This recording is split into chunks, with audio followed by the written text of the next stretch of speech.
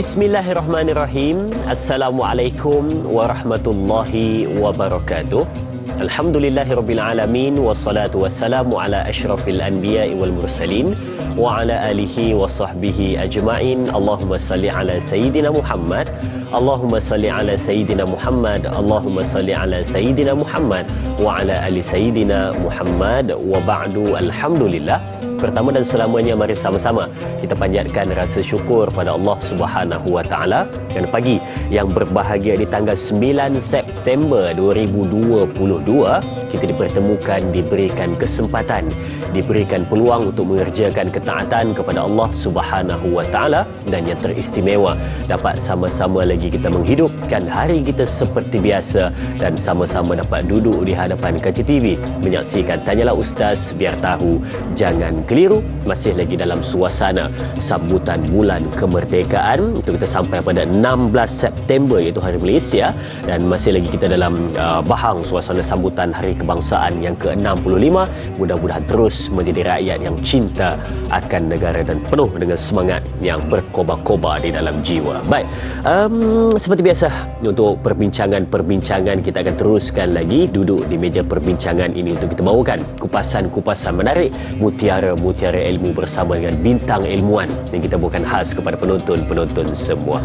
Baik, seperti biasa saya maklumkan awal kepada penonton-penonton yang ingin bertanyakan soalan ataupun berkongsi sesuatu dengan topik perbincangan kita pada hari ini berkenaan dengan konten gadai akhlak. Bagaimana kupasan dan perbincangan? Untuk persoalan boleh pergi ke dua saluran kita. Yang pertama untuk buat panggilan boleh pergi ke 1-800-881677, dan kalau nak terus pergi ke Facebook rasmi kita di Tanyalah Ustaz TV3 mungkin juga. Pada pagi ini ada sahabat-sahabat kita yang tak berkesempatan untuk melihat di kaca TV di rumah, boleh melihat di mana anda berada menggunakan peranti anda, tetapi jangan lupa tekan butang suka dan kongsi untuk sama-sama sebarkan kebaikan.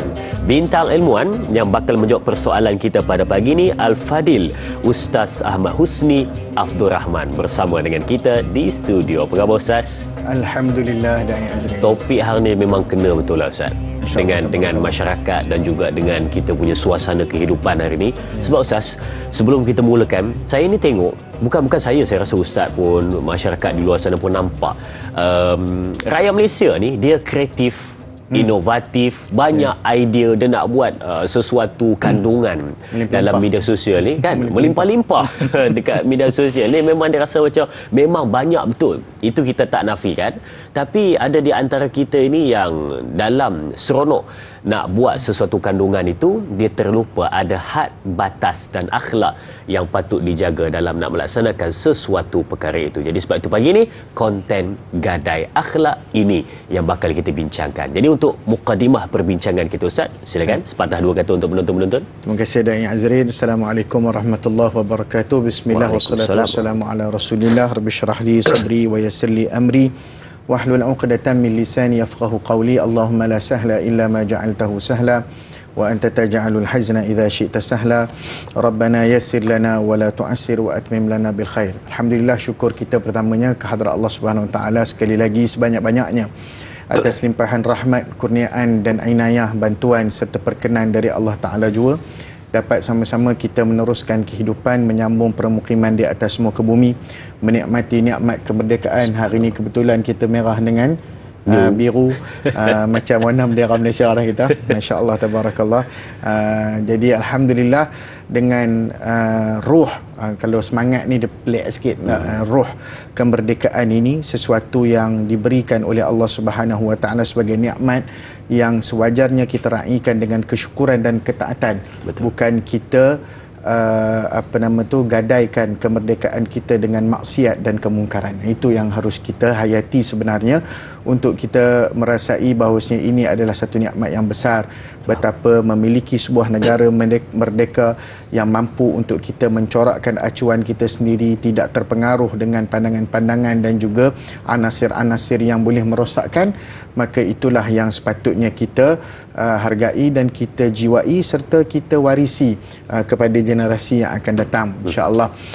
Tajuk kita pada pagi ini sangat menarik, konten gadai akhlak, yang merupakan salah satu daripada kegilaan dan juga perkara yang trending dalam masyarakat kita pada hari ini.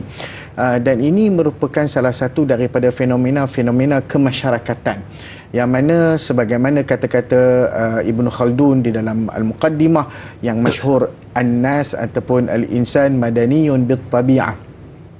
Manusia ini akan bertamadun dengan tabiat persekitarannya, dengan sekelilingnya. Maka apa yang berlaku pada hari ini adalah manusia akan terpengaruh dengan perkara yang menjadi intipati dunia, iaitu media sosial.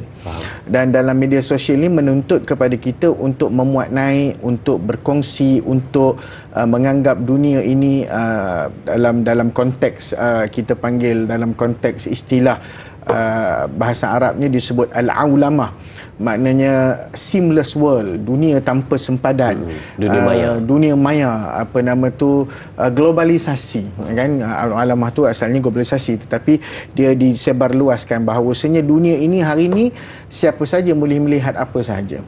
Di dalam rumah kita tidak lagi menjadi sesuatu yang bersifat peribadi ataupun bersifat individu, tetapi hari ini perkara-perkara yang bersifat individu ni sudah boleh dikongsikan, sudah boleh dilihat, siapa-siapa sahaja boleh melihat dan sebagainya. Dan ini juga merupakan tanda-tanda petanda akhir zaman dan juga petanda-petanda kiamat kecil yang berlaku pada akhir zaman ini, yang tidak boleh kita inevitable, maknanya benda tu memang akan berlaku.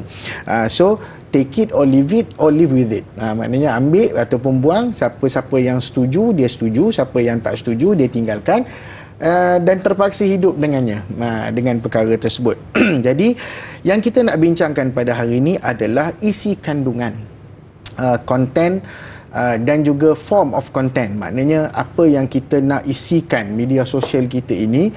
Pada hari ini dia ibarat macam pisau lah. Kalau digunakan untuk memasak, maka sedaplah masakan tu, lajulah boleh potong, daging tu boleh dihiris halus dan sebagainya. Tetapi kalau digunakan untuk mencederakan ataupun membunuh, maka implikasinya begitulah. Jadi bila kita sebut tentang soalan akhlak, persoalan akhlak ni perkara besar dalam agama, sehingga Nabi SAW mengangkat darjat orang yang akhlak ni duduk bersama-sama dengan dia. Ahsanuhum majlisan, orang yang terbaik kedudukannya di dalam syurga Allah Ta'ala bersama dengan Rasulullah SAW. Bukan senang nak duduk dengan Nabi SAW dalam syurga. Orang yang akhlak mulia sahaja. Kita sebut dalam satu hadis, Nabi SAW menyebut ahabbul ibadi ilallahi ahsanuhum khulqa. Sebaik-baik hamba di sisi Allah Ta'ala adalah mereka yang paling molek, paling cerdik, paling cantik akhlak dia. Itu yang Nabi SAW sebut. Allah Subhanahu Wa Ta'ala menyebutkan dalam Al-Quran, wa innaka la'ala khuluqin azim, wahai engkau wahai Muhammad sesungguhnya berada di atas menunggangi akhlak yang sangat hebat, mulia, magnificent, marvelous, wonderful, semualah. Kita nak cakap apa pun kita cakap lah. Innallaha yuhibbul muqsitin, Allah suka orang yang adil, Allah suka orang yang berhemah, Allah suka orang yang mempunyai keseimbangan dalam kehidupan, keseimbangan dalam akhlak dan seumpamanya. Allah berfirman lagi dalam suratul Mu'minun, qad aflahal mu'minun alladhina hum fi salatihim khashi'un walladhina hum 'anil laghwi mu'ridun, iaitu telah berjaya, menentukan sifat-sifat kejayaan orang yang beriman, antaranya adalah mereka itu khusyuk dalam solat dan menjauhi perkara-perkara yang lara. Perkara-perkara yang lara ni termasuklah benda-benda yang dilalaikan daripada media sosial ni, benda lara lah. Betul. Benda-benda yang jauh.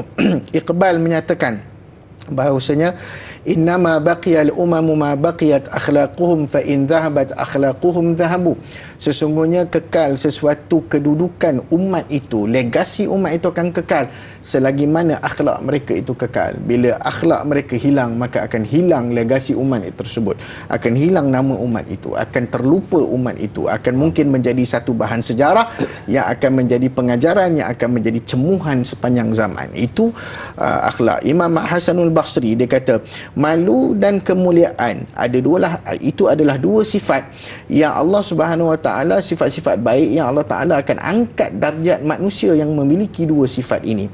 Kata Al-Jarrah Al-Hakimi, aku tinggalkan dosa dan maksiat sebab perasaan malu yang begitu menebal dalam diriku selama 40 tahun aku tinggalkan dosa. Setelah itu barulah Allah kurniakan aku sifat wara'. Nak kata bukan main lamanya, nak kena jaga. Tapi hari ni masyarakat kita sanggup mencalar sesuatu sikap, sesuatu kita panggil kualiti yang diletakkan oleh Allah Ta'ala, yang sebutkan oleh baginda Rasulullah SAW, yang diletakkan oleh agama sebagai sesuatu yang menjaga peradaban, menjaga individu. Inilah perkara yang kita terlebih utama mencalarinya dalam dunia kita pada hari ini. Allahu'alam. Baik, itu untuk permulaan dari Ustaz Husni yang manusia pun menjentik awal hati kita. Tapi ada di antara kita yang bila mana menyebut tentang konten ataupun media sosial ataupun apa yang terpampang di majalah, di TV ataupun di platform media, dikaitkan dengan anak muda. Dia kata, ini anak muda ni, mak ayah kena mainkan peranan untuk membasmi ni, dia kata ni. Tapi persoalannya, sebelum kita tengok soalan di Facebook, persoalan utama hari ini adalah yang buat konten yang tidak berakhlak tersebut setiap genap golongan, daripada sekecil-kecil insan sampailah sebesar-besar manusia. Jadi sebagai permulaan awal ataupun sedikit dia Ustaz, jadi sekarang ni kita nak salahkan siapa? Adakah kita kata mak ayah kena tegur anak, tapi mak ayah pun buat sekali juga. Jadi kesedaran itu patut datang pada siapa Ustaz sebenarnya? Silakan. Saya suka membuat perumpamaan Da'i Azrin dan sahabat-sahabat penonton yang dirahmati Allah Ta'ala. Individu ini umpama gelas. Kalau gelas itu bersih, maka apa yang diisi di dalam gelas itu akan terlihat bersih. Faham. Okey. Kecuali yang diisi itu adalah kotor, maka kotorlah juga gelas itu. Betul. Tetapi kalau gelas itu kotor, maka kalau diisi benda yang bersih sekalipun akan terlihat kotor. Maka apa-apa yang berlaku adalah berbalik dan bertitik tolak kepada diri individu itu sendiri. Nabi SAW telah meletakkan satu kaedah al-musla, satu kaedah yang sangat hebat, satu kaedah yang memang tidak boleh dipertikaikan lagi. Nabi kata, inna mimma adrakan nasu min kalamin nubuwah. Sesuatu yang sepatutnya manusia ini faham daripada kalimah-kalimah para nabi dan para rasul ni, siapa dia? Illam tastahi fasna' ma syi'ta. Kalau kamu rasa tak malu, buatlah apa sahaja yang kamu mahu. Kata Nabi SAW dalam hadis yang disebut sebagai muttafaq alaih, hadis yang diriwayatkan oleh Bukhari dan Muslim. Maka hadis ini kena difahami dari sudut bukan Nabi suruh buat. Ini bukan al-amru minan Nabi SAW, bukanlah satu arahan daripada Nabi. Ini satu cemuhan, satu perli, satu macam kita katalah, alah hamba ni hampi. Macam tu kan. Bahasa orang kita kan. Alah hamba ni hampi buat. Kalau rasa okey pergi. Tak apa pergi. Sebenarnya tak nak bagi pergi. Anak jatuh pokok, panjat pokok kan. Panjat lagi, panjat. Dia suruh tu bukan suruh buat. Suruh tu nak larang. Samalah macam ni, orang yang berakal, orang yang mempunyai kefahaman yang bersih, yang suci, dia akan memahami. Ini Nabi SAW memarahi kita, memberi peringatan kepada kita. Kalau kamu tak malu, maka buatlah apa yang kamu mahu. Malu ni dia bukan kira muda, bukan kira tua. Kalau tua tak erti malu pun payah juga. Hari ni ramai orang tua yang tak erti malu. Salah anak-anak, tapi anak-anak tu mai daripada siapa? Mai daripada mak bapak dia juga kan. Kalau mak bapak dia tak erti malu di rumah, anak pun tak erti malu jugalah. Kita kena ingat bahawasanya setiap apa yang kita lakukan, setiap apa yang kita pertonjolkan kepada anak-anak kita akan mendapat mesej lebih daripada apa yang kita tunjuk. Kalau kita pun sendiri terkinja-kinja, contohnya lah kan, kita larang anak kita main Facebook, tengok mak bapak dia punya main Facebook, dia punya live, ya Allah ya Tuhan kan, hello kan, macam-macam kan, dia buat betul dengan make up tebal tu orang perempuan kan. Kalau yang orang lelaki pula dengan macam-macam cara lah, yang semata-mata kerana inginkan penonton, inginkan likers, inginkan followers dan sebagainya, dahagakan perkara itu. Dalam Al-Quran Allah menyebut alhaakumut takasur, kamu dilalaikan daripada banyak memperbanyak-banyakkan. Dalam konteks asal ayat itu adalah harta. Tetapi kata Aid Al-Qarni bahawasanya hari ni alhaakumut takatsur, at-takatsur bermakna takatsur hubbun nas. Maknanya kamu suka kan kecintaan manusia, suka like. Hari ni takatsur tu sudah pergi kepada like, followers, viewers. Bukan sekadar itu, benda tu pun boleh jadi bahan untuk dijual dah. Ada orang jual follower. Ada orang sanggup tak follower tu kena jual kan. Kalau dalam cerita P.Ramlee, dia tak mau kena jual. Jangan marah, nanti kena jual. Kan? Jadi followers pun jangan marah, netizen jangan marah, nanti kena jual. Kan? Marahlah. Kan? Tapi isu dia adalah perkara-perkara tersebut sudah menjadi satu bahan yang menjadi kegilaan. Sebab apa? Kalau daripada asal dulu hanyalah kemasyhuran, tapi hari ini dia campur dua-dua, kemasyhuran dan harta. Itu bahaya. Baik, kemasyhuran dan harta kamu telah dilalaikan olehnya sampailah ke dalam liang kubur. Itu kerisauan yang timbul pada pagi ini. Baik, sedang penonton, sebentar lagi banyak lagi kita nak kongsikan. Jangan ke mana-mana, teruskan menonton Tanyalah Ustaz, biar tahu jangan keliru.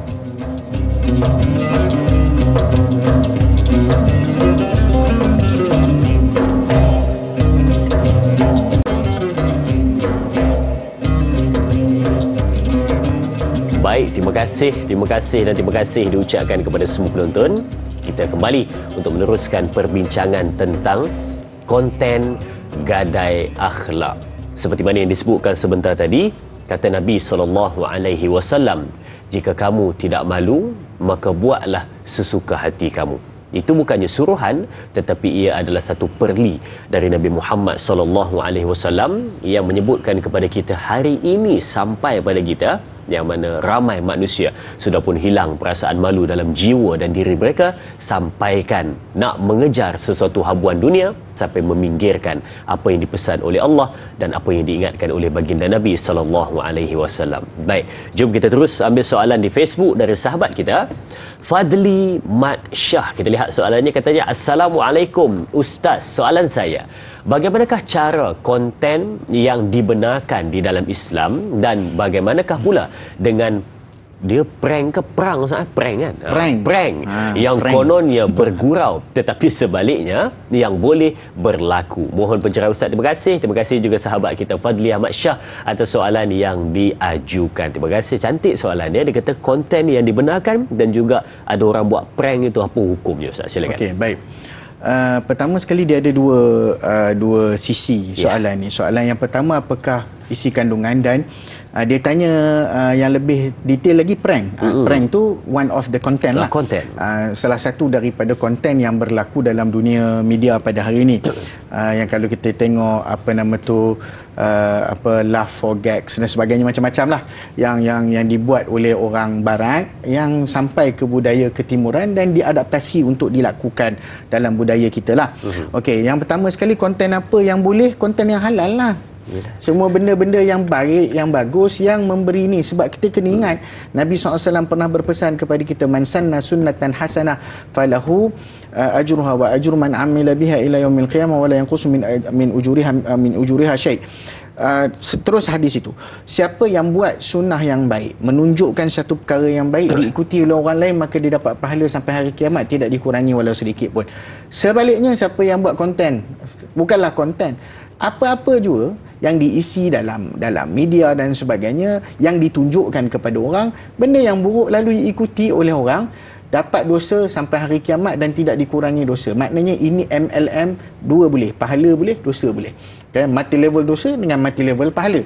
Sekarang ni kita berbincang soal konten. Apa yang kita isi?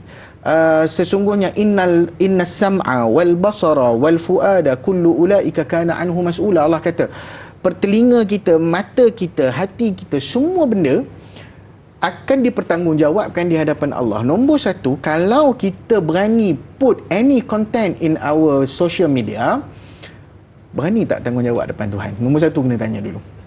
Nombor dua, kena tanya dalam Khalifah Method. Anak saya belajar sekolah Khalifah Method. Dia ajar apa Khalifah Method ni?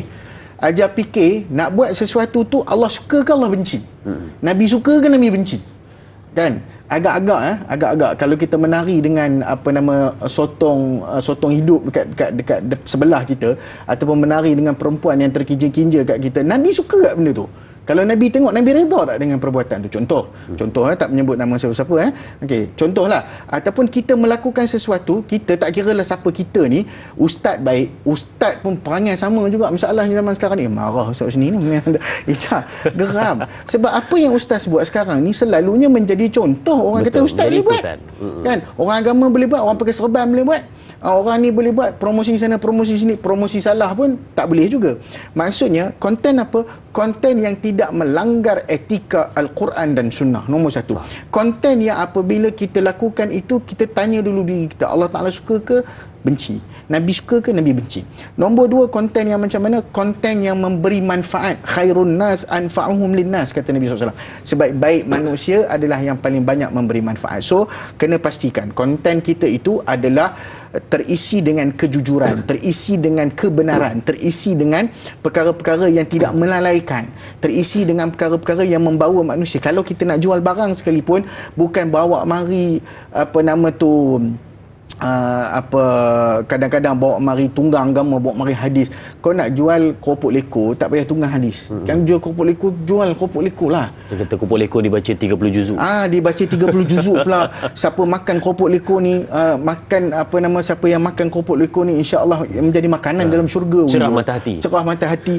Tak payahlah awak jual keropok leko, Keropok leko ni senang cerita diperbuat daripada ikan fresh yang memang hamba dok tipunya, hamba dok ceritalah kalau orang Terengganu kan, kalau orang Kelantan, kita tak ni, kita memang buat fresh. Siapa-siapa nak beli, nak try, beli, datang try, sedap bagi tahu kawan, tak sedap bagi tahu kami. Contoh. Tak apalah, buatlah konten yang tepat, benar. Sebab benar itu membawa kepada kebaikan, dan kebaikan bawa kepada syurga.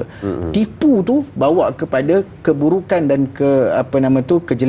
kejelekan akan bawa kepada neraka. Tapi Ustaz, ada orang yang dia ni saya buat satu contoh lah. Dia kata saya ni jual barang. Tapi dia kata kalau saya buat live, saya cerita benda yang biasa-biasa, dia kata view tak ramai. Jadi dia kata apa nak buat, dia kata zaman sekarang memang penonton-penonton semua minat benda-benda yang tak berapa okey, dia kata. Jadi saya pun terpaksa buat lah sebab saya nak jual barang, dia kata. Jadi apa hukumnya dengan saya, dia kata? Bad marketing is also a marketing. Kan orang ambil. Kadang-kadang benda-benda yang datang daripada barat ni, ataupun kita tak salahkan barat. Saya bukan sukalah nak menyalahkan barat. Benda yang datang daripada barat ni memang mengandungi macam-macam benda. Ada yang baik, ada yang buruk.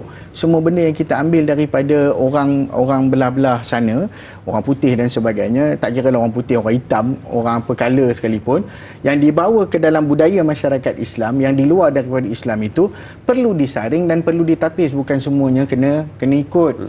Kalau kita kata a bad marketing also a good marketing, tak semestinya kita ikut marketing itu. Sebab apa? Sebab perkara yang diasaskan kepada, ingat tak hadis Nabi SAW, siapa yang bercakap untuk menyebabkan manusia jadi suka kepada dia, ataupun untuk menyebabkan manusia tertawa, maka dia mendapat kecelakaan. Maknanya benda tu Nabi marah. Benda tu benda yang Allah SWT tak suka. So macam mana, apa kesan dengan implikasi rezeki? Kita tengok Nabi pesan dalam satu hadiah, ayuhan nas ittaqullaha wa ajmilu fit talab. Wahai manusia, bertakwalah kamu kepada Allah dan perelokkan urusan kamu minta rezeki. Elok urusan. Bayangkan macam mana rezeki yang kita minta daripada jalan yang tak betul, daripada kaedah yang tak betul. Ada implikasi tak pada rezeki? Ada. Of course ada. Kalau kita anggap itu adalah satu rezeki, macam ni baru datang rezeki, itu bukan rezeki, itu niqmah, itu ujian daripada Allah. Bukan ni'mah, itu niqmah, itu satu ujian, itu satu istidraj barangkali. Na'udzubillah min dzalik. Sebab apa? Sebab kita redha dengan perkara yang tak elok, benda tu akan mendatangkan. Sebab kita yakin dengan benda tu, bukan kita yakin dengan Allah Subhanahu Wa Taala yang memberi rezeki. Saya pernah tengok satu konten seorang ustazah ni, bukannya tak ada apa pun, simple ya Rabbi konten dia pula cakap Kedah Pekat. Assalamualaikum, hari ni ustazah nak cerita sikit apa nama dia beli barang ustazah ni. Alhamdulillah, anak ni dia beli untuk pak dia, anak soleh, masya-Allah. Dia tak ada pun puji lebih-lebih. Dia kata nanti hampa dengarlah daripada budak ni sendiri nak. Macam tu lah. Tak payah pun. Tapi sale ustazah ni 10,000 bulan-bulan. Pasal apa? Pasal dia bukan yakin dengan benda yang orang lain tu buat terkinja-kinja, terloncat-loncat. Bukan dia yakin dengan benda tu. Dia yakin dengan apa? Yang pandang dia buat tu siapa? Allah Ta'ala. Ingat Allah Ta'ala buta ke? Kan? Maknanya gitu. Balik soalan tadi, prank. Garang lain macam. Garang lain macam begini. Dah pada mata bagi hint suruh garang. Silakan Ustaz. Prank ni. Okey, prank ni An-Nu'aiman, seorang sahabat Nabi sallallahu alaihi wasallam, pernah juga membuat perkara ni kepada batang tubuh baginda Nabi SAW sendiri. Dia ni Nabi sayang kat dia sebab dia sayang Allah Ta'ala dan Rasul. Banyaklah berlaku dalam kehidupan dia. Antara benda yang pernah dia prank Rasulullah SAW, dia hantar kat Rasulullah SAW buah-buahan. Lepas tu orang yang jual buah tu pilih hantar ni delivery lah ni kan. Kita kata kita hantar Grab lah, hantar apa bagi dekat ni lah. Dia hantar sampai kat Nabi. Nabi kata terima kasih, siapa yang hadiah sekian-sekian. Dia kata adalah orang hadiah, tapi kedai tu tapi apa Nabi kata, tapi dia belum bayar lagi harga dia. Dia kata dia suruh minta dengan tuan. Prank tak prank. Dia suruh minta dengan Rasulullah. Nabi gelak. Nabi tanya siapa nama kau ni? An-Nu'aiman. Nu'aiman tak apa. Nabi redha dengan lawak yang dia buat. Dia pernah prank unta orang. Orang tu musafir bawa unta letak dekat depan kedai. Lepas tu dia sembelih unta tu. Dia boleh sembelih unta tu, kan, bagi kawan-kawan makan. Punyalah seorang sahabat ni rahimahullah, radhiyallahu taala anhu, buat benda tu, tapi dalam keadaan yang dibolehkan. Prank yang dibuat kadang-kadang boleh mendatangkan kecederaan. Kalau kita dalam Islam sebut la darar wa la dirar, tidak ada benda yang boleh memudaratkan dan tidak boleh tidak ada kemudaratan dan memberi mudarat. Kalau kita buat prank tu ada mudarat pada orang tu. Contoh dia jatuh. Betul. Dia jatuh. Yang budak-budak main loncat-loncat, lepas tu dia sepak kaki kan? Kan? Dia sepak kaki kan? Jatuh dengan kepala dulu. Hentakan sebegitu boleh menyebabkan berlakunya pergerakan dalam otak sebagainya, boleh rosak otak. Kalau ini berlaku bagaimana? Siapa yang nak tanggung? Siapa yang perlu menanggung kesalahan ni? Sebab apa? Sebab ia terhasil daripada sesuatu yang dibuat hanya semata-mata untuk mendatangkan gelak ketawa dan nak mengena orang lain. Maka ini adalah sesuatu yang sangat-sangat dipandang jelek dalam agama. Seorang Islam, hentikanlah bab-bab prank-prank ni. Sebab ada yang prank tu anak dia sakit lah, ada yang prank ingat benda tu main-main ke, emosi orang dan sebagainya. Ada yang prank, macam-macam bentuk prank lah, dijadikan konten dalam media sosial, dalam radio dan sebagainya. Ada yang buat benda-benda macam tu, prank. Ini adalah sesuatu yang tidak baik untuk kita lakukan, dan dia sebenarnya mencemar dan mencalar hak kita sesama manusia. Allahualam. Dan seolah-olah dia dah hilang rasa malu. Betul. Dan dia langsung tak ada terfikir dah tentang apa manusia tu rasa dalam hati, apa kesan dia pada jangka masa akan panjang. Dia dah tak fikir dah. Yang penting adalah seronok dan puaskan hati dia untuk upload konten di media sosial. Itu yang menjadi keraguan. Baik, kita berehat seketika, kembali selepas ini bersama Tanyalah Ustaz. Biar tahu jangan keliru, jangan ke mana-mana.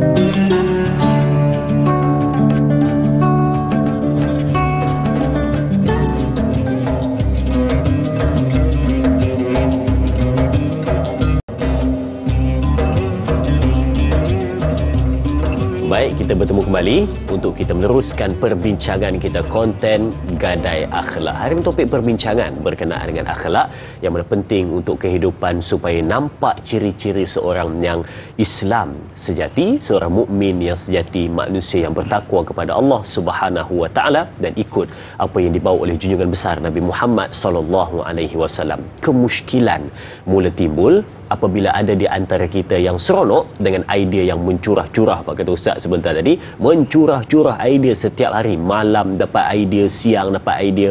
Bila mana nak buat, datang hasutan daripada iblis dan juga syaitan yang memberikan kepada kita supaya masukkan unsur-unsur yang bercanggah dengan agama. Ini yang kita takut sebenarnya. Patut diperhatikan, dengar sehingga ke penghujung, dapatkan pencerahan, ambil nota dan ubah kehidupan kita jadi lebih baik. Okey, jom kita ambil soalan di Facebook dari sahabat kita, Jai.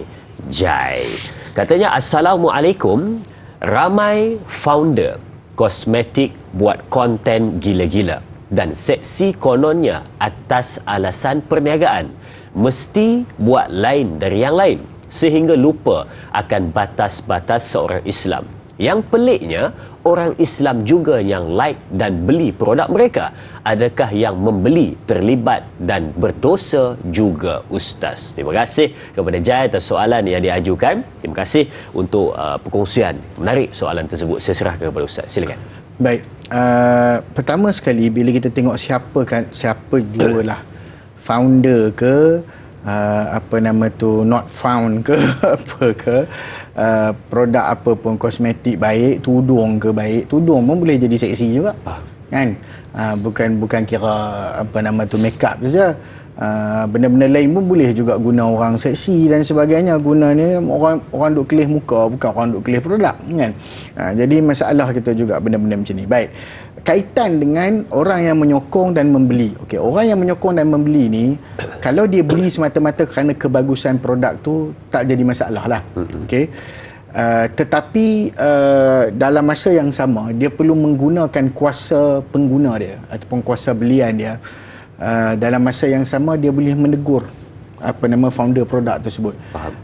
Kamu dah ada produk yang baik, kalau boleh gunakan kaedah marketing yang juga baik, kan? Kita boleh sebab bila kita sebut tadi, manusia itu berevolusi dengan persekitaran.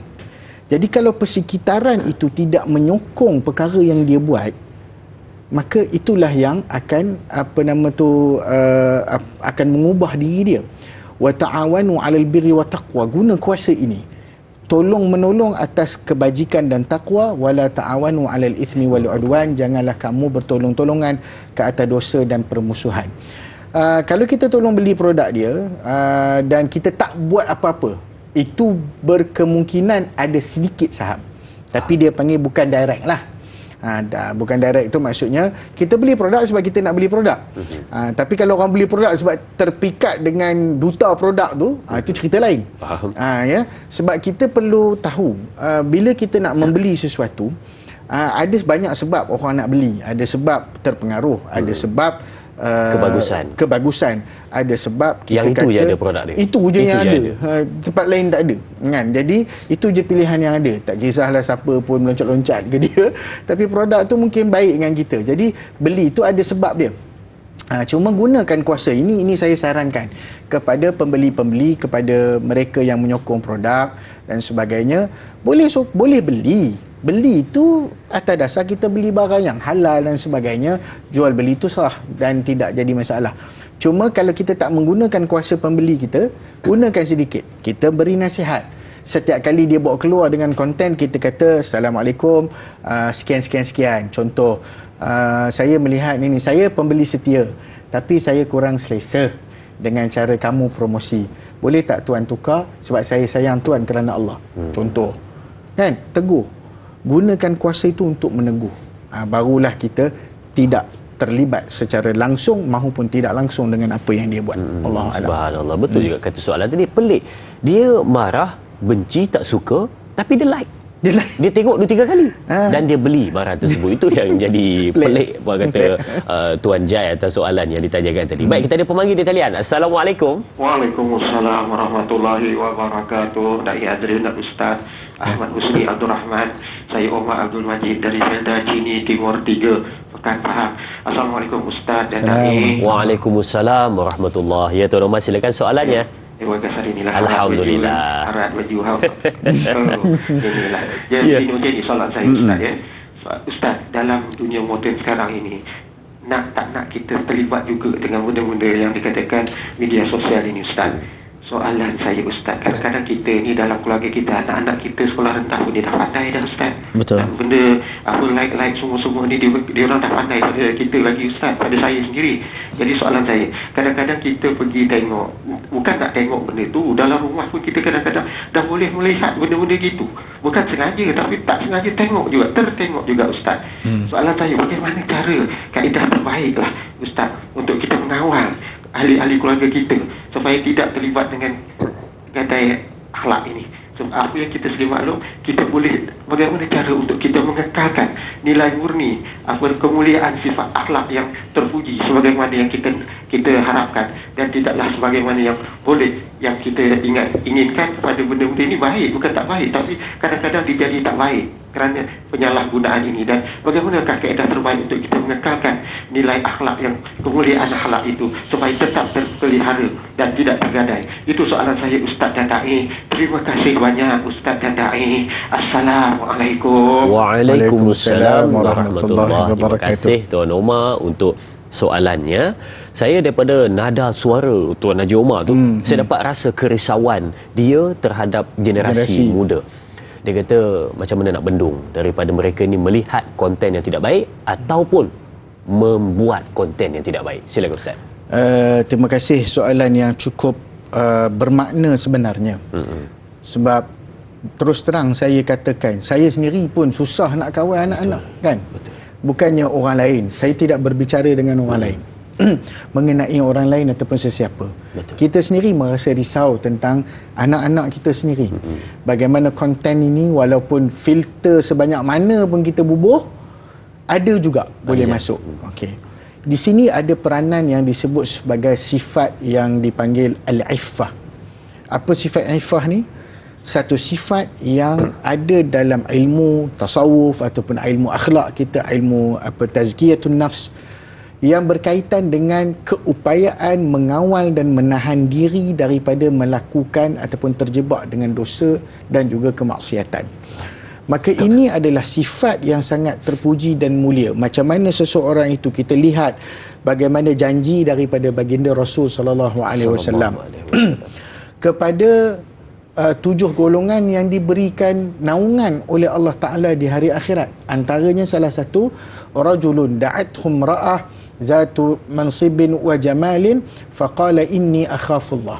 Seorang lelaki yang diajak melakukan perbuatan zina oleh seorang perempuan yang mempunyai kuasa, mempunyai kedudukan, mempunyai kecantikan, dia ada semua benda, she has everything to offer. Maknanya masa tu kalau mamat ni layan pun okey lah, tak ada masalah lah kalau nak kiranya. Tapi dia sebut apa? Aku takutkan Allah Subhanahu Wa Taala. Maka premis ni lah yang harus ada dalam jiwa setiap orang. Bermula dengan mak ayah, bermula dengan ni mak ayah. Kita tengok suratul Kahfi, bagaimana Allah menjaga perihal harta 2 anak yatim itu, kerana wa kana abuhuma salihah fa arada rabbuka ay yablugha ashuddahuma wa yastakhrija kanzahuma rahmatan min rabbik. Kan Khidir cerita kepada Musa, dia kata 2 anak yatim ni kita khidmat kat dia ni sebab mak bapak dia tu soleh. Oleh kerana mak bapak soleh, Allah jaga dia. Allah jaga, bukan sekadar jaga legasi tu. Jadi macam mana kesolehan perlu bermula daripada ibu bapa. Itu nombor 1 lah. Maknanya kalau kita nak anak kita soleh, nombor 1 kita dulu soleh. Tapi ada tak ujian mak bapak soleh, anak soleh? Soleh tu lawan kepada soleh lah kan. Okey. Ada tak? Ada. Tapi itu ujian kepada dia. Macam mana pun, apa yang penting bukan kerjasama. Apa yang penting usaha kita. Allah Ta'ala akan tengok apa kita buat untuk kita larang dan kita cegah. Kalau kita perlu pasang apa-apa jenis spyware ke, ataupun pasang apa-apa jenis aplikasi yang boleh mengawal anak-anak kita. Contoh dalam ni kita tak nak sebutlah. Contohnya ada aplikasi seperti Family Link dan seumpamanya kan. Macam-macam yang ditawarkan oleh aplikasi-aplikasi yang ada di dalam talian untuk kawal. Lepas tu ada produk-produk pula yang kata okey, macam mana nak kawal anak, pergi dekat produk tersebut kan. Dia ada buat produk produk yang benda tu bila dimasukkan dalam kita punya gadget, peranti dan seumpamanya, dia boleh some sort of kawal. Jadi benda-benda macam tu kita kena buat lah. Okay, benda-benda macam tu kita kena buat. Maksudnya kita do the best, Allah will do the rest. Maksudnya buat yang terbaik. Kita harapkan dengan usaha yang kita buat ni Allah pandang dan menjaga keluarga kita. Kan? In tansurullah yansurkum wa yuthabbit aqdamakum. Kalau kamu tolong Allah, Allah Ta'ala akan tolong kamu. Maknanya macam mana kita nak tolong Allah Subhanahu Wa Taala dari sudut kita jaga agama Allah, jaga keluarga kita dan sebagainya, maka itu akan kita harapkan Allah akan pandang dan Allah akan bantu kita, insya-Allah. Ustaz, dan penonton-penonton mungkin kita bisa dengar satu ungkapan, didiklah anak itu sesuai dengan zaman mereka. Dan ada di antara kita pada hari ini yang suka untuk memberi anaknya seawal usia mungkin 5 tahun 6 tahun sudah pun memberi gadget masing-masing untuk diri sendiri. Jadi apa pandangan anda dan juga apa pandangan Ustaz tentang perkara ini? Sebentar lagi kita akan bawakan. Jadi kita beri ruang untuk berehat seketika dahulu. Kembali selepas ini, jangan ke mana-mana, teruskan menonton Tanyalah Ustaz, biar tahu jangan keliru.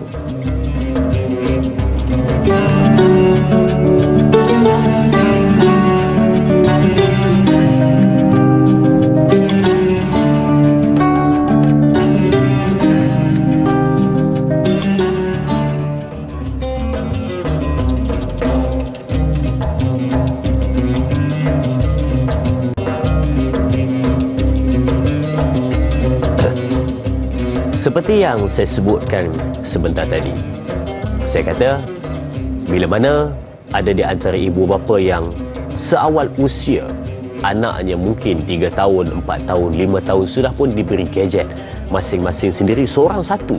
Anak ada 5, seorang satu dapat telefon bimbit, dapat tablet, seorang satu dapat. Jadi mungkin ada di antara kita yang menyebutkan, dia kata kalau nak bendung, dia kata, anak daripada melihat konten yang tidak bagus ataupun mengupload konten yang tidak bagus, memuat naik, memuat turun konten yang tidak bagus, dia kata tak payah bagilah.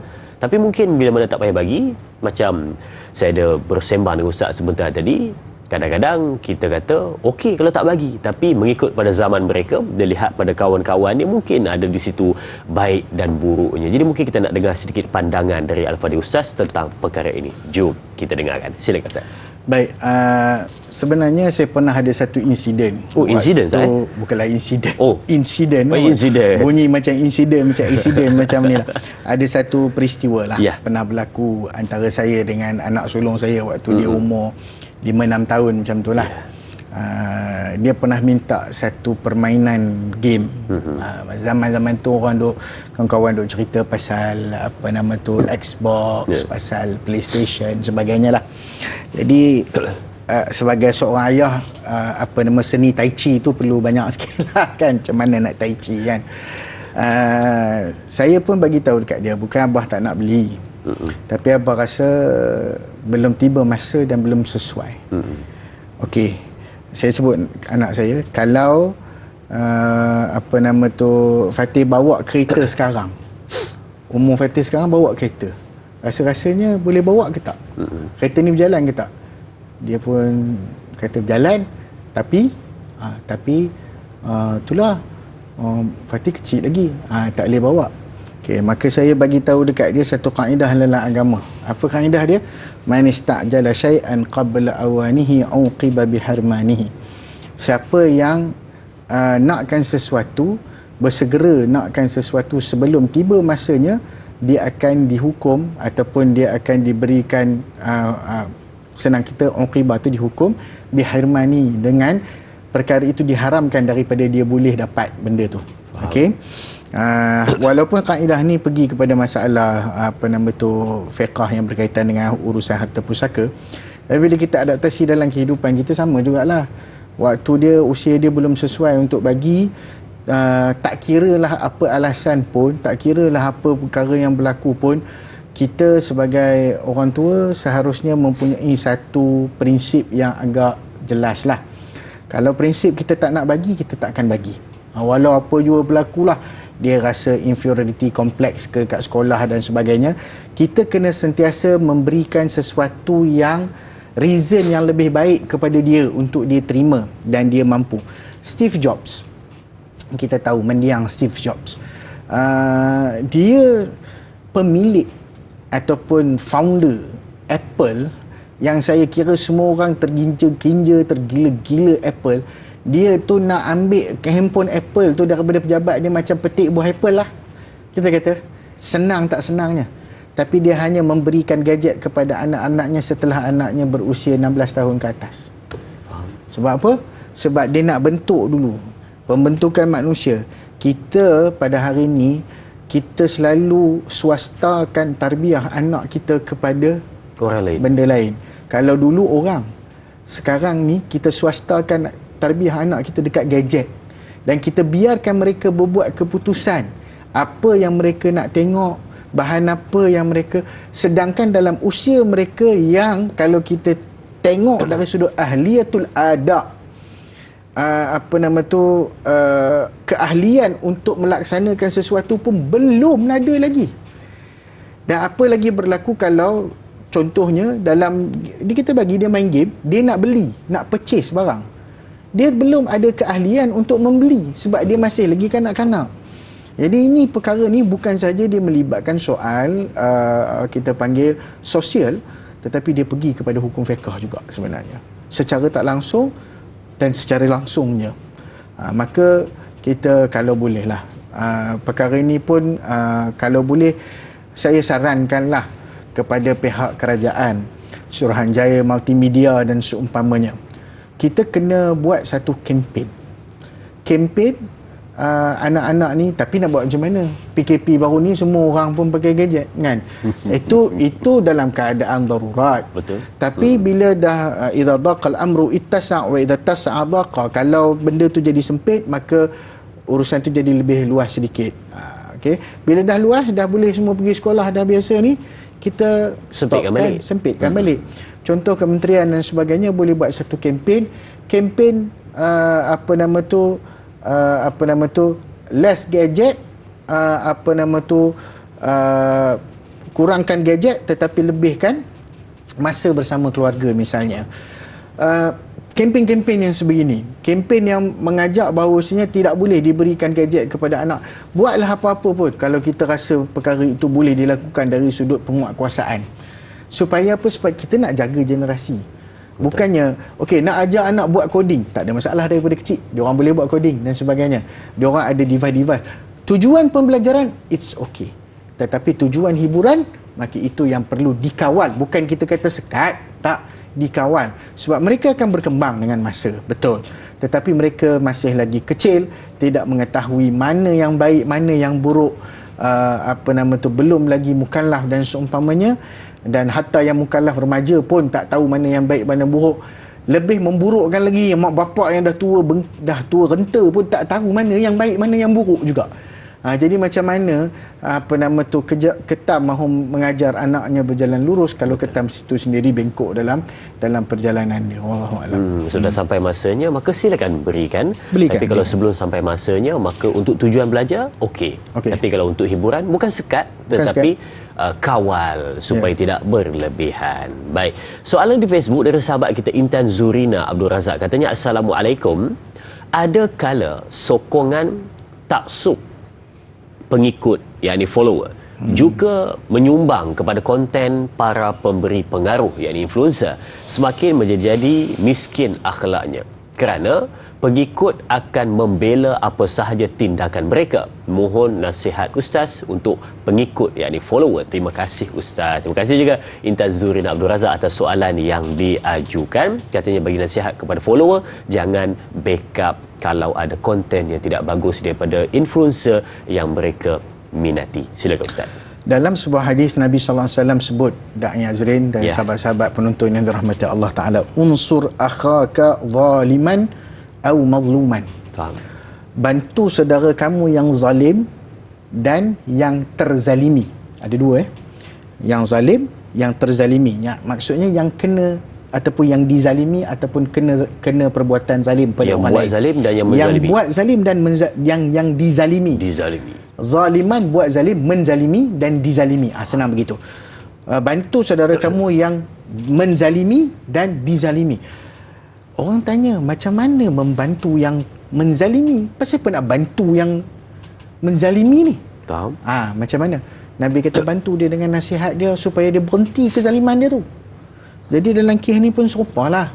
Kita sayang kat kita punya influencer.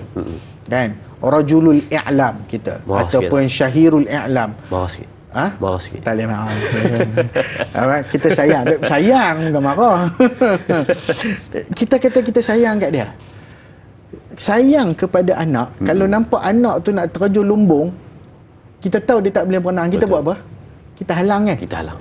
Kalau sayang kita kepada isteri kita, kita tahu isteri kita tu contoh suami isteri samalah. Isteri tengok suami mengantuk, bawa kereta, bang berhenti bang, pergi tidur. Kan? Itu cara kita sayang. Betul.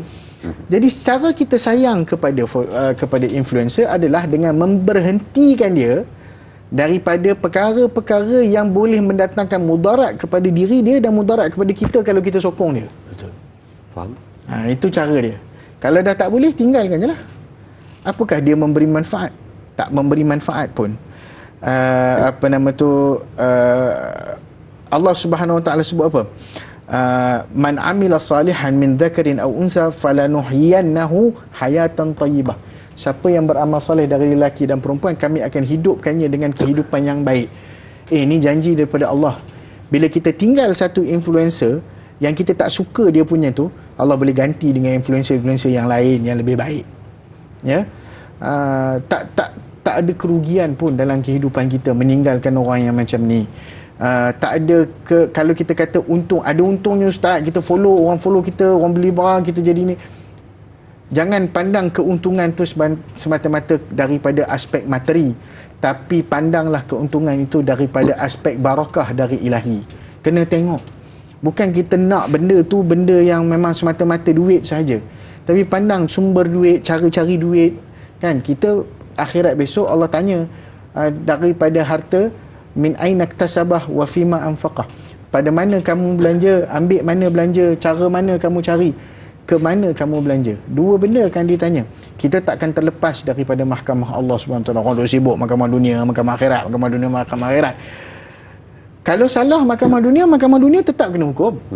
Tetapi mahkamah akhirat itu lebih besar yang patut kita takuti. Kadang-kadang kita ingat dengan kita buat benda-benda macam ni, kita terlepas. Betul. Kat dunia kita terlepas.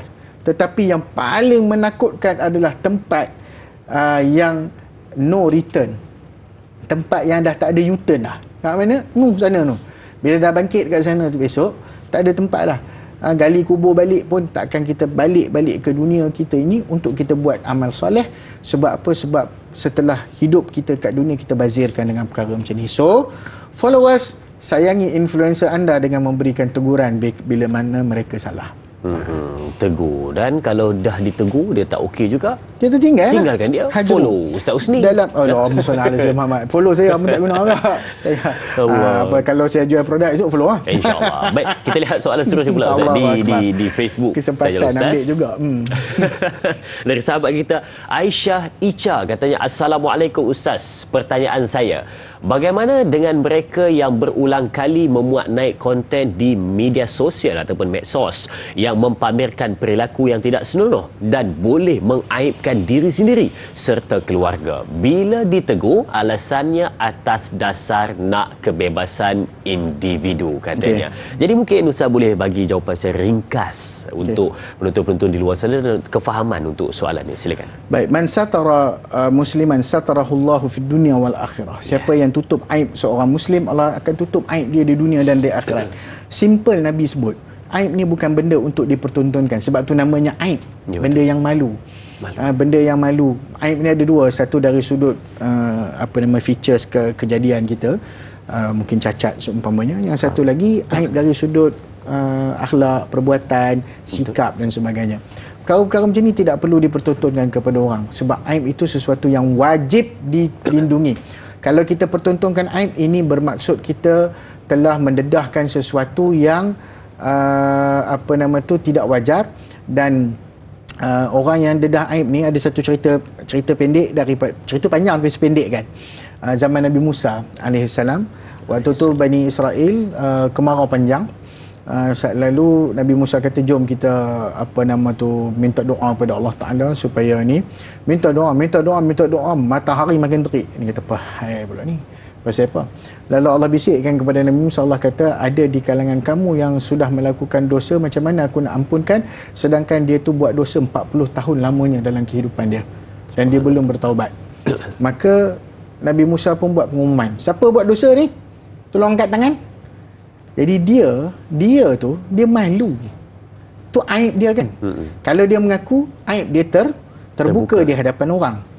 Jadi apa yang dia buat adalah dia tunduk dan dia mohon kepada Allah. Dia kata, ya Allah, aku berdosa dan selama 40 tahun engkau tutup aibku, kan?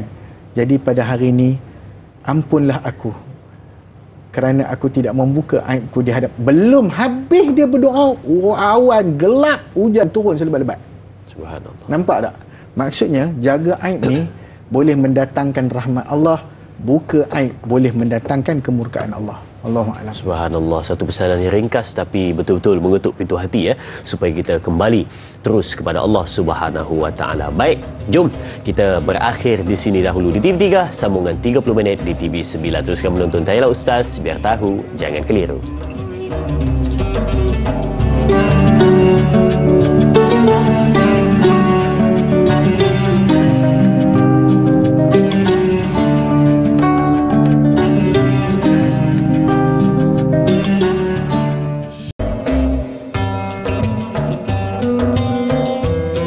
Subhanallah, kembali duduk di meja perbincangan setelah kita berehat seketika. Hari ini macam-macam berlaku di sekeliling kita, tapi kita tetap dalam keadaan tenang, tanpa ada rasa gusar, tidak ada rasa tersentuh. Sebaliknya masih lagi dalam keadaan gembira sebab kita menikmati kehidupan kita yang sakibaki masih lagi ada untuk dinikmati kebahagiaannya. Tapi yang paling penting adalah sebahagia-bahagia manusia adalah manusia yang sentiasa mencari bekal untuk kehidupannya yang terbaik dan bukannya melakukan onar di atas dunia. Tambahan pula, melakukan sesuatu dosa yang dikongsi di laman media sosial, diajak pula orang lain untuk sama-sama gembira dengan dosa tersebut. Ini yang patut kita fikirkan. Baik, kita ambil soalan di Facebook dari sahabat kita Mazni Hasan. Kita lihat soalannya. Katanya, Assalamualaikum. Trend masa kini melaga-lagakan ustaz dengan mengupload ataupun memuat naik video separuh-separuh yang tidak tahu hujung pangkalnya. Adakah tindakan ini juga dikira konten menggadai akhlak kerana boleh mencemarkan maruah ustaz-ustaz terbabit? Mohon pencerahan Ustaz. Terima kasih. Terima kasih Puan Mazni atas soalan yang ditanyakan. Silakan Ustaz. Ini bukan konten gadai akhlak. Ini adalah konten menyuburkan perseteruan di antara manusia. Betul. Dan betul, selain daripada itu juga, konten ini merupakan satu konten yang bertujuan, berniat tidak baik. Bila benda-benda yang menyuburkan perseteruan di antara manusia, Allah suruh kita bersatu, maknanya jangan menyuburkan permusuhan. Kalau orang yang tidak menegur saudaranya lebih 3 hari pun Nabi tak bagi dan sebagainya, macam-macam lah. Jadi konten-konten yang begini akan membawa perseteruan dan juga membawa kepada perkara yang kurang adab antara orang yang kita share konten tu dengan orang lain yang melihat konten. Okey, saya pernah teringat, ini zaman masa saya belajar dululah, guru kami Syekh Muhammad Dr. Muhammad bin Muhammad Al-Mukhtar Shinqiti hafizahullah. Waktu tu saya nampak sendiri perkara ni berlaku di hadapan mata lah. Sama ada dalam kelas ataupun di Masjid Nabi waktu dia mengajar. Ada seorang pelajar ni, dia tanya soalan je. Dia kata, Syekh, ma ra'yukum fi mas'alati kada wa kada wa kada wa kada. Dia tanyalah, ada satu masalah ni, apa pandangan kamu wahai Syekh tentang masalah ni? Dan aku telah bertanya, dia kata, waqad sa'altu syekh kada fulan wa fulan wa hum ataupun wa huwa yujibu bi kada wa kada. Dan dia, aku tanya ada syekh lain jawab macam ni. Pandangan kamu pula macam mana? Dia nak shopping fatwa. Tahu apa jawab Syekh Shinqiti? Dia kata, aturid an taj'ala baini wa bainahu adawah? Kamu nak jadikan antara aku dengan Syekh tu musuh ke? Kamu nak menyuburkan permusuhan antara aku dengan dia ke? Apa niat kamu tanya? Kamu sudah tanya dia, haram kamu tanya aku lagi dah. Dan apatah lagi kamu menyebut jawapannya depan aku. Bukan maksudnya dia tak respect dekat Syekh tu, tapi perbuatan pelajar ni tanya dia dan ikut pula orang lain, sedangkan orang lain tu duduk kat Madinah pula juga, sama pula duduknya, masih lagi ada kat situ, masih lagi hidup, boleh bertemu pun mereka ini, seolah-olah macam nak melaga-lagakan, walaupun niat dia mungkin nak tanya sungguh. Betul. Tapi perbuatan dia tu, al-ghayah la tubarrirul wasilah. Matlamat tidak menghalalkan cara.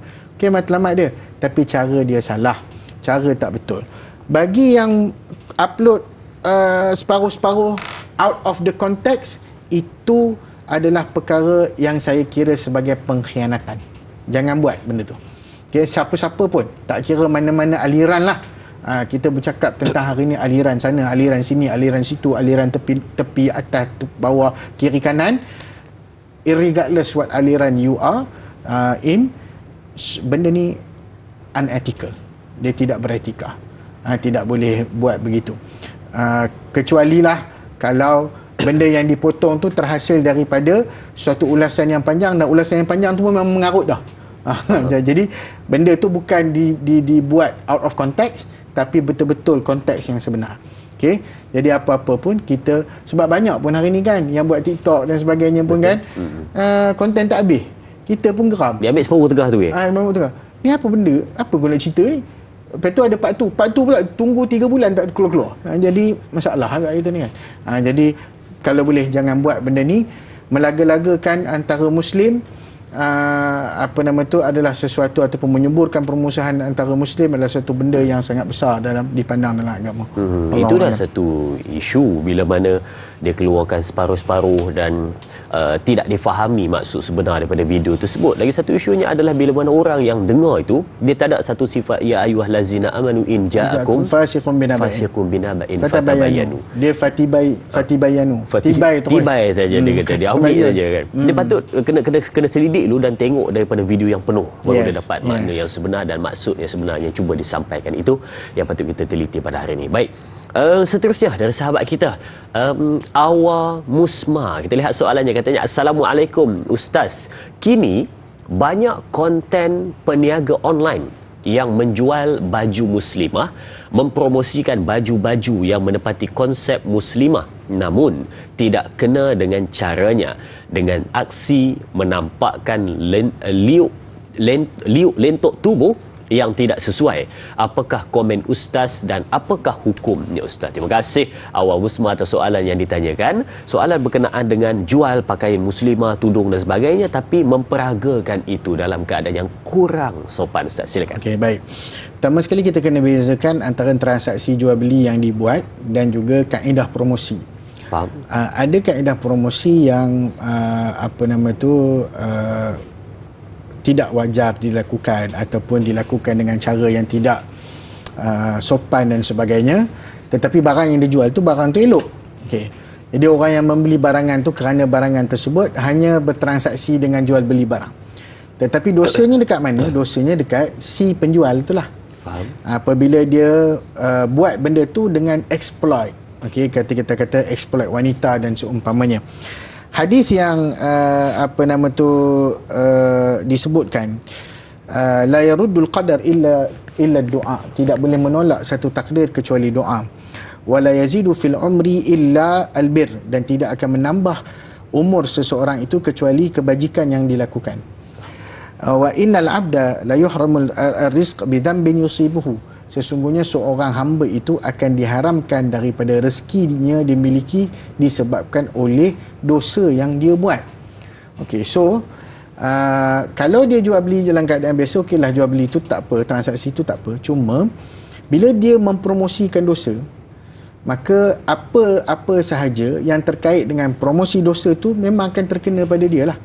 So macam mana keadaannya dia ni, soalnya dekat sini dari sudut transaksi dia sah, okey, tetapi dari sudut hukum dia mempromosikan, itu dosa dia dekat situ. Kita kena bezakan kat situ, dan tidak ada kait dia setengah-setengah pandangan mengatakan dia terkait juga dengan barang yang dijual sebab kaedah sebagainya terkait sebagainya. Tapi pada apa yang saya pada hemat saya lah, benda ni dia buat dosa. Dosa yang dia buat tu tertakluk kepada dia lah. Barang yang dia jual tu tak ada masalah dari sudut transaksi. Cuma pesan saya, Sama juga. Wa in abta'a anha, kata Nabi SAW, kalau rezeki tu lambat, tak masuk cepat, fattaqullah, tetaplah kamu bertakwa kepada Allah. Cara nak promosi baju muslimah, boleh je dengan cara muslimah tu dia jalan catwalk tapi tak nampak catnya tu. Maksudnya ialah berjalan biasa. Jalan biasa, tunjuk jalan biasa, dan kita tengok pun kata oh baju ni sesuai apa semua. Dan jangan ambil model yang itu je. Awak kalau nak jual barang yang ni, ambil je model yang besar juga. Sebab apa? Awak nak jual semua saiz kan? Jadi tunjuklah orang, itulah benda betul. Betul. Kan? Tunjuk semua saiz. Ni orang saiz orang besar pakai dalam keadaan selalunya kena ingat orang jual pakaian orang yang plus size ni, selalunya pakaian tu macam tak cukup kain juga, ketat-ketat juga. Kenapa? Dia dah memang besar, so pakaian kalau dalam Islam longgar-longgar lah. Maksudnya longgar lah. So orang tengok, oh Masya Allah, untuk orang yang bertubuh besar juga ada pakaian muslimahnya. Ada ruang untuk dia beribadah kepada Allah dari sudut pakaian dia. Ada ruang dia mentaati Allah dari sudut garment dia dan sebagainya, berfashion dan sebagainya.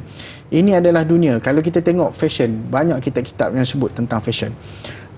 Nabi Allah Idris yang pertama melibatkan diri dalam perniagaan tekstil mengikut sejarahnya dan sebagainya. Jadi benda-benda ni sebenarnya seni yang sangat hebat dalam Islam. Maka kitalah yang membangun atau meruntuhkannya. Subhanallah. Baik, itu jawapannya, dan kita ada pemanggil di talian. Assalamualaikum. Waalaikumsalam warahmatullahi wabarakatuh, Dai dan juga Ustaz. Ya tuan, siapa di sana? Barudin. Oh, Tuan Bahar, silakan tuan. Soalannya tuan. Semua ya? Sihat, Alhamdulillah. Okey, Ustaz, saya nak tanya satu soalan Ustaz, mungkin Ustaz boleh pencerahan. Berkenaan dengan golongan yang kira matang, yang kira nampak bernas ni Ustaz kan. Dia dan juga pihak-pihak berwajib lah. Dia di media sosial dan juga di platform-platform ceramah apa semua kan, dia mengajak kita ataupun buat benda yang baik, buat untuk merapatkan saf apa semua Ustaz ya. Tapi dalam masa yang sama, dia orang ni ibarat macam cakap tak suka fikir. Dia orang tak mau buat itu dia selepas tu. Jadi apa yang perlu kita sebagai rakyat biasa ni buat Ustaz? Adakah kita ni pun nak mematangkan dia orang ke, ataupun kita kena mematangkan diri kita Ustaz?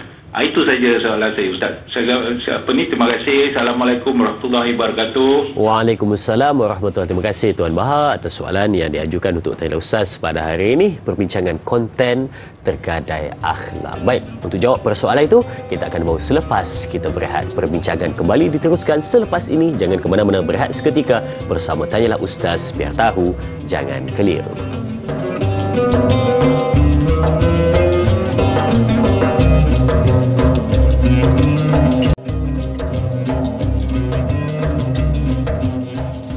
Subhanallah, kita kembali untuk perbincangan. Tadi sahabat kita bertanya soalan Cik Bahar tentang katanya kalau siarkan ataupun post muat naik konten di media sosial itu menceritakan tentang kebaikan, tentang pengajaran, ajak orang buat baik. Tapi dia kata hakikatnya dalam media sosial sahaja macam itu, tetapi di dunia luar yang sebenar tak ada pun dia lakukan apa yang dia anjurkan. Adakah berdosa orang seperti ini? Silakan Ustaz. Baik, bila kita buat satu konten ataupun konten tu melibatkan orang lain, betul, keaiban orang lain, dan sedangkan kita mengetahui bahawasanya Allah Subhanahu Wa Taala ni antara rahmat dan kasih sayang dia adalah ditutup dosa kita dan ditutup aib kita. Faham. Okay, kalau dibiarkan aib, sebab ada setengah-setengah ulama yang bila disebut kalau dosa tu boleh berbau lah dosa tu, nescaya kamu tak akan berkawan dengan aku sebab busuk sangat bau dosa. Okey. Jadi sebab itulah bila Allah Ta'ala sendiri tidak menjelaskan aib, kita nak belajar hidup ni, belajar daripada Allah, belajar daripada Rasul SAW. Dan Rasul sendiri pun dia tahu ada cacat cela di kalangan perkara-perkara yang ni, tapi tidaklah perkara itu dijadikan sebagai sesuatu yang dikongsikan. Kalau kita nak menyebut perihal dosa, kita sebut sajalah perihal dosa. Tak perlulah kita tunjukkan gambar ataupun kita ni. Sedangkan itu hak peribadi dia. Dan kalau kita kata, siapa suruh dia buat benda tu terang-terang? Itu bukan alasan untuk kita mempamerkan pula kesalahan itu kepada orang lain. Okey, maka tutuplah aib kita. Sebab apa? Sebab kita, bila mana kita jaga aib orang, macam tadi, Allah akan tutup keaiban kita di dunia dan juga di akhirat. Mungkin tadi sebelum kita nak jawab persoalan daripada Encik Baharudin tadi kan. Jadi dosa yang kita buat ni, apabila kita membuka aib orang lain, pertama sekali, selagi mana kita tidak memohon maaf kepada saudara kita tu, dosa tu tetap tertanggung sampai kiamat. Maksudnya besok-besok nanti datang hari kiamat, kita ni muflis. Bawa dosa, waqad syatama hadha wa qadhafa hadha wa akala mala hadha. Nabi sebut kan, ya'ti yaumal qiyamah waqad bil khairat, tapi dia datang hari kiamat bawa kebajikan, tapi dia dah hina orang ni, dia tuduh orang ni begitu gini, dia dah makan harta sebagainya. Maka ini satu-satu yang tidak patut dilakukan.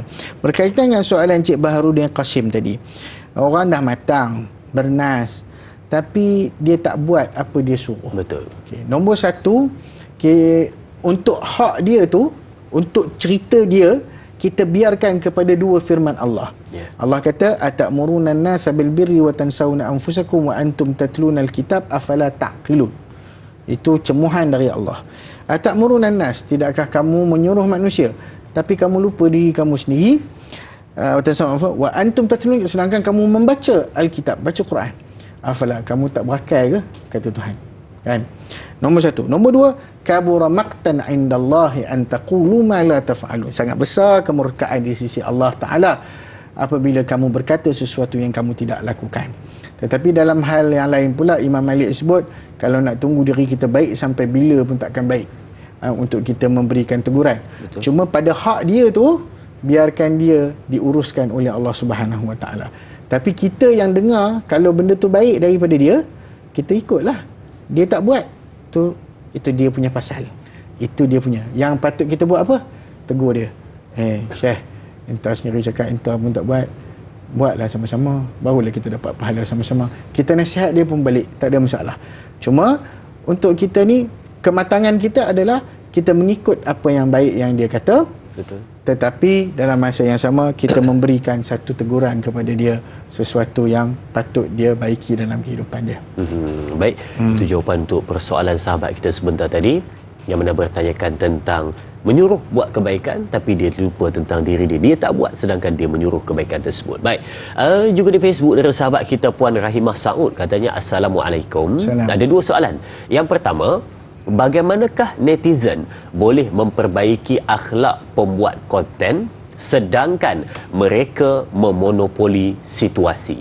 Yang kedua, demi memperbaiki akhlak masyarakat, adakah golongan-golongan tertentu mengikut ajaran Islam yang boleh ditegur melalui konten daripada agamawan atau ilmuwan, katanya. Dua soalan dari sahabat kita Rahimah Saud. Itu saya serahkan kepada Ustaz. Silakan. Baik, ada kata-kata yang mengatakan the mob is power. Masyarakat tu adalah kuasa. Jadi apa-apa pun kalau benda tu datang daripada masyarakat, dia hanya boleh diperbetulkan dan diperbaiki dengan masyarakat lah. Maka kuasa netizen, jabatan netizen ke apa ke, mereka ini apabila mereka memonopoli situasi, sepatutnya yang mereka lakukan adalah memperbaiki situasi, bukan mengeruhkan dan juga merosakkan lagi situasi. Satu. Yang kedua, kalau mereka nampak perkara ni perlu dicegah, maka pencegahan itu berlaku secara kolektif, ramai-ramai buat. Barulah orang yang dia nak tunjuk apa ke, dia nak buat apa ke, dia rasa malu, dia rasa segan nak buat.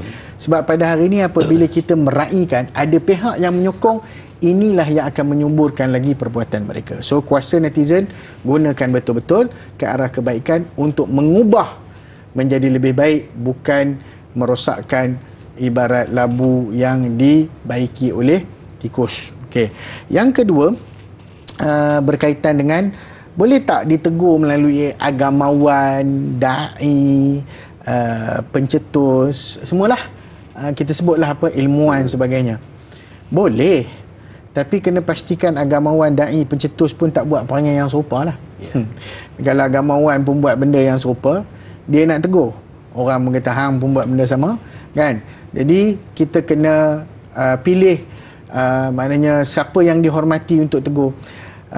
Ibarat kata kalau degil tu dah sampai tahap yang maksimum, malaikat maut datang tegur pun dia tak berubah juga, kecuali mati je. Mati je boleh ubah orang ni, kan? Ala kullin, tolong ingat sebelum mati biar sempat kita bertaubat. Itu sepatutnya menjadi motivasi yang lebih utama.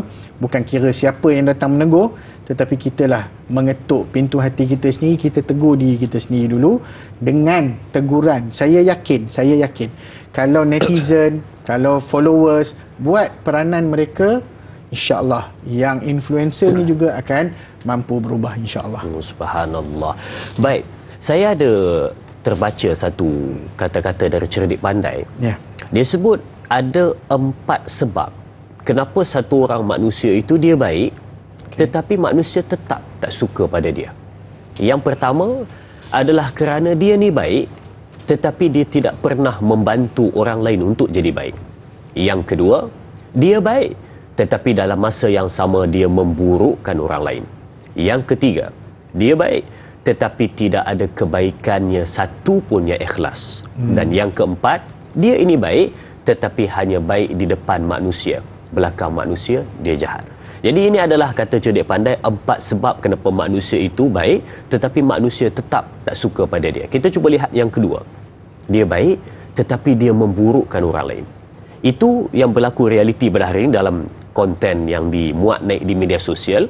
Dia cuba untuk menunjukkan yang dia itu baik dalam nak menegur, dalam nak membawa berita, tapi dalam masa yang sama dia cuba untuk bak kata orang doktrin bak kata orang dia cuba nak bawa satu gelombang supaya orang membenci kepada seseorang yang lain. Jadi mungkin Ustaz boleh komen juga berkenaan dengan isu ini, Ustaz. Silakan. Perkara ni kita tak kiralah sesiapa pun.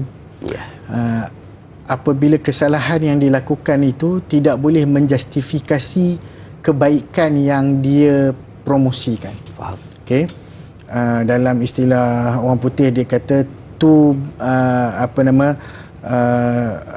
bad doesn't make a good. Lebih kurang gitulah kalau tak salah saya punya ingatan. Dua benda buruk tak semestinya menjadikan benda tu boleh jadi baik. Betul. Contoh, kita tahu dah ada orang zalim kita pula zalim, buat kezaliman yang lebih kurang kerana dia dah buat kita buat pula. Dua benda buruk tak menjadikan itu baik. Samalah, orang tu sebenarnya tak baik lah tu. Dia bukan orang yang baik. Seorang yang baik adalah seorang yang mengetahui kebaikan dan kebenaran, dia ikut kebenaran. Dia bukan mengeksploitasi keburukan untuk dijadikan sebagai menunjukkan diri dia holier than thou. Dia lebih mulia daripada orang lain. Ini adalah satu, kan kata-kata ahli tasawuf pernah kata, apabila seseorang yang alim, yang soleh itu mula merasakan dirinya soleh dan orang lain lebih buruk, tak kali itu orang soleh itu sudah menjadi jahat. Sebab apa? Sebab dia dah rasa dah takabur. Dah jadi macam syaitan yang paling makhluk Allah yang pertama sekali takabur atas muka bumi. Masalah orang baik adalah takabur dengan kebaikan dia. So jangan takabur dengan kebaikan. Kita harap kebaikan kita tu Allah pandang, Allah terima. Belum tentu lagi. Kita belum tentu. Kita ni terlalu mengharapkan kebaikan dan rahmat daripada Allah Subhanahu wa taala. Jangan kita buat sesuatu yang kita anggap perkara itu sebagai diamnya orang baik. Tak payah laporkanlah, tu aib dia. Come on. Kalau kesalahan tu dibuat dan boleh merosakkan syarikat, nama baik, kalau dia tak laporkan, itu adalah satu keburukan yang orang baik. Banyak sebab dalam dunia ni, sebab orang baik tidak bersuara lah, keburukan tu jadi lebih berleluasa. Dia kira subahat tu. Dia kira bersubahat juga lah. Walaupun dia kata bukan Nabi sebut ke diam tu diam tu kalau tak mampu nak cegah, diam kan. Tapi tak buat apa langsung pun tak juga. Ini diam daripada awal sampai habis, main lemah aja iman ni, apa cerita kita. Jadi gunakanlah kuasa kita untuk kita, kalau boleh bicara kita bicara, kalau boleh tegur kita boleh tegur, kalau perlu buat aduan, buatlah aduan. Betul. Aduan ni kadang-kadang bukannya untuk memburukkan, tapi sebenarnya untuk menambah baik. Cara menguruskan aduan itu yang sepatutnya kita lihat, bukan isu aduan ni orang ni busybody dan sebagainya. Kalau benda tu berkaitan dengan ni kapal yang ni, apa nama, orang kat bawah kapal, orang kata apa kau nak sebut, ambil air kat atas, kau tebuk je lah bawah ni. Kalau tak ada orang yang tegur, macam mana? Kapal itu akan tenggelam. Maka begitulah, jangan diam daripada keburukan, insya-Allah. Subhanallah. Jadi saya sebutkan kepada anda semua yang berada di hadapan pada ketika ini, netizen semuanya, yang membuat konten, yang suka melihat konten di media sosial, pastikan yang melihat dalam keadaan baik, yang menyediakan juga dalam keadaan baik, teruskan berkarya dalam keadaan yang dikurniakan idea oleh Allah Subhanahu Wa Taala, tapi pastikan bermanfaat, baik dan mengundang kepada syurga Allah Subhanahu Wa Taala. Jadi Ustaz boleh tutup dengan doa, silakan. Bismillahirrahmanirrahim. Alhamdulillahirabbil alamin, wassalatu wassalamu ala rasulil amin wa ala alihi wa sahbihi ajma'in. Allahumma ja'al hadha jam'ana jam'an marhuma wa tafarruqana min ba'dihi tafarruqan ma'suma wa la taj'alillahumma fina wa la ma'ana wa la man yatba'una shaqiyan wa la matrudan wa la mahruma. Allahumma arinal haqqa haqqan warzuqna ittiba'ah wa arinal batila batilan warzuqna ijtinabah. Allahumma waffiqna li ta'atika wa syukrika wa husni ibadatik. Ya Allah, tunjukkanlah kami kebenaran itu kebenaran, dan rezekikanlah kami mengikuti kebenaran, dan tunjukkanlah kami kebatilan itu kebatilan, dan rezekikanlah kami untuk menjauhi kebatilan.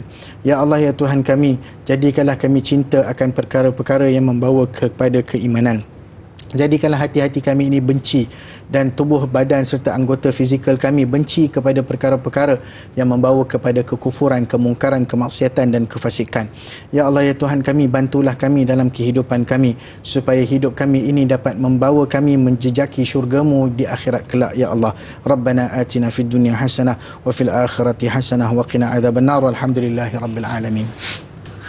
Amin, amin ya rabbal alamin. Terima kasih diucapkan kepada Al-Fadhil Ustaz Husni Abdul Rahman atas kupasan, dan terima kasih diucapkan kepada semua penonton. Jangan lupa esok bersama dengan moderator Da'i Hadari dengan bintang ilmuwan Ustaz Amran Yusof dengan topik perbincangan pengajian hadis 40 Imam Nawawi, kekuasaan Allah mutlak.